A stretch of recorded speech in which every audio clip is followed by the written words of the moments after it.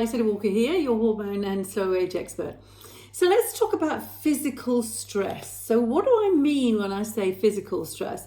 Well, these are the physical things, the physical activities you have in your daily day. So it's things like your working hours, or, so your working hours maybe ideally could be somewhere between 8, 9 o'clock and 4, 5 o'clock, 6 o'clock max kind of thing. Or do you work in the evenings, or do you work at night? Okay, so if you're working outside the hours of 6 a.m. to 6 p.m., for example, then it becomes more of a pressure, more of a tension, if you like. So it's more of a demand on the body, so you'll need more energy. So cortisol will kick in. So it becomes more stressful when you work after 6 o'clock in the evening. So some of you could think a little bit about that.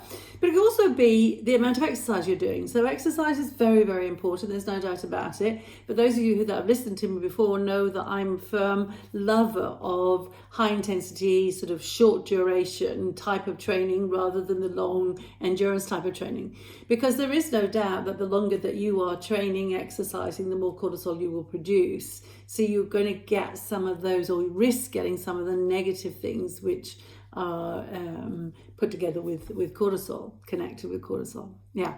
So that could be something. And then there's sleep. So sleep is a biggie. So if you're not getting enough sleep, or you're not getting good quality sleep, so you want to be getting around 7 to 8 hours of undisturbed sleep, if that's possible, somewhere from maybe 10 p.m. until about 6 a.m., 7 a.m., around there would be good. So something like that would be ideal to look at.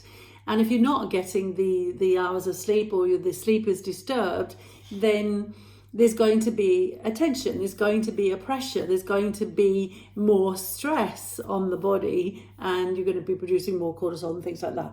So you want to have a little look at the article about physical stress and what you can then do about it, because there's lots of tips in that article of how you can make changes to reduce your physical stress. Just know this, that the physical stresses are by far the easiest to do something about. The mental emotional stresses are not. We can be aware of what they are, but actually making changes in the way you are thinking and feeling is not an easy feat. But making changes in your working hours, making changes in your exercise routines, things like this it's dead dog easy to do. You just make up your mind that now I'm not going to work after 6 o'clock in the evening, or I'm not going to exercise after 6 in the evening, or I'm going to do lots of short bouts of high intensity exercise, and see if that affects the way I feel and look, because it's going to make changes in your body shape as well.